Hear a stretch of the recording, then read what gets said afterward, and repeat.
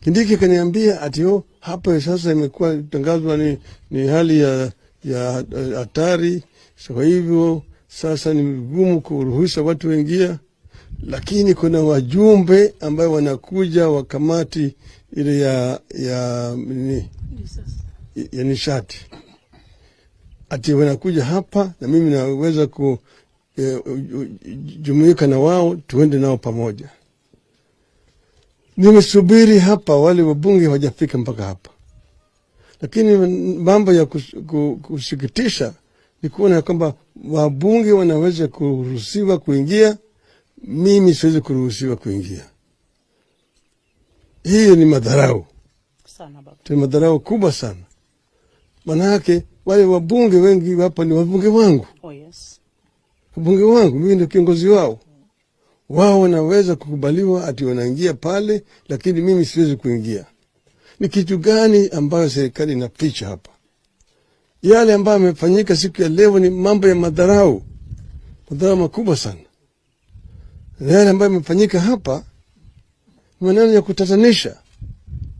Vile watu walikuwa naletwa hapo, wanawekwa pale bila chakula mpaka wafe, wengine wanapigwa na nyundo, risasi, nini, alafu wanazikwa pamoja kwenye kaburi. Maneno ya kutatanisha.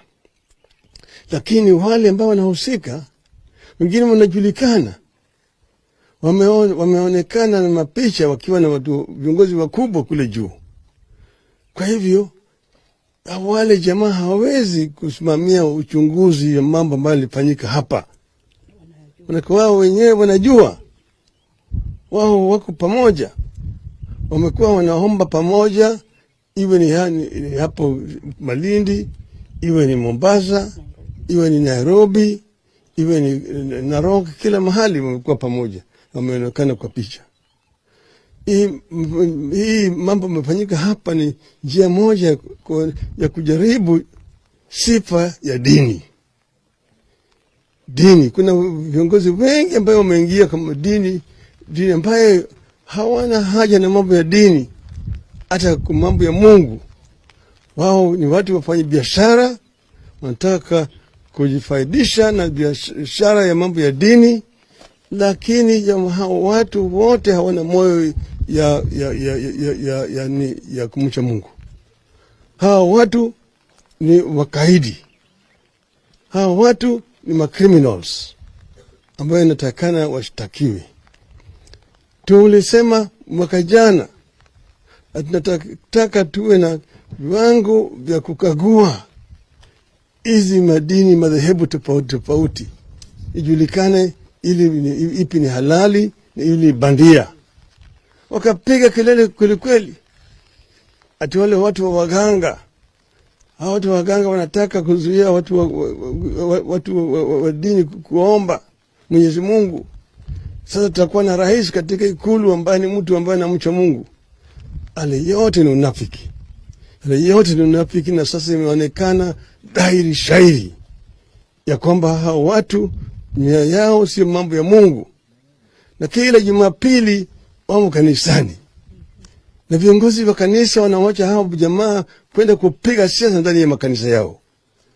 Viongozi wa dini yetu yote wamekashifu mambo ya dini, wamewacha mambo ya dini, wamewacha kanisa inakuwa sasa ni platform ya kupiga siasa.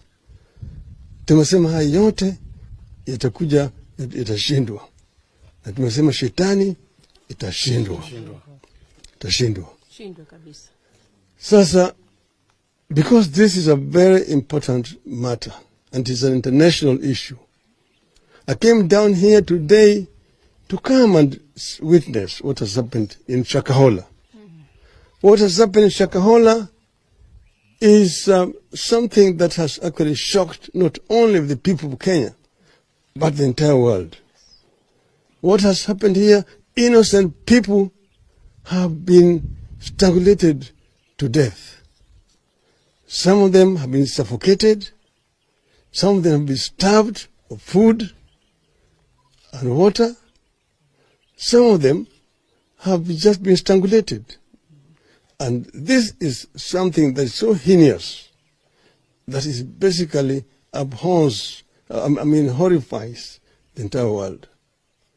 We have said that these kind of actions cannot happen in a country where there is proper law and order. The question that's being asked, where were the security agencies when this kind of crime was being committed in such a magnitude? Where were they? Now they are coming after the act. They are coming now to protect graves, protect dead bodies. The responsibility of every government is to protect life and property of the people of the country, not to protect graves. Now, why should a government deny access to a scene like this? Because it's a scene of crime. But the media should be allowed to move in and be able to cover what is happening in there. I know this kind of thing has not happened for the first time in the world. We have seen these things happening in Jamaica, in Brazil, in Philippines, in Colombia, even here in Africa it has happened. But the investigations have been conducted in a very transparent manner. So there's no see why there should be opacity in investigating what has happened here in Shakahola.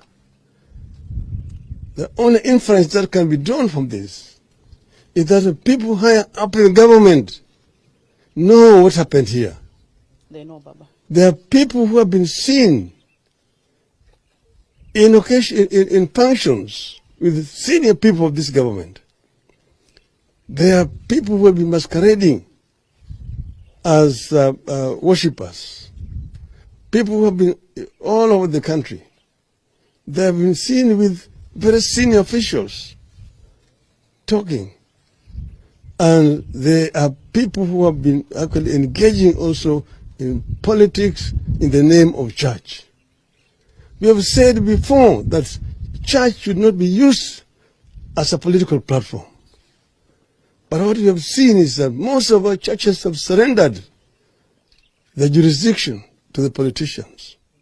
We see every Sunday churches being used as a platform for political pontification. We have been insulted in churches, and the religious leaders are sitting there actually cheering those politicians. We've said this should not happen.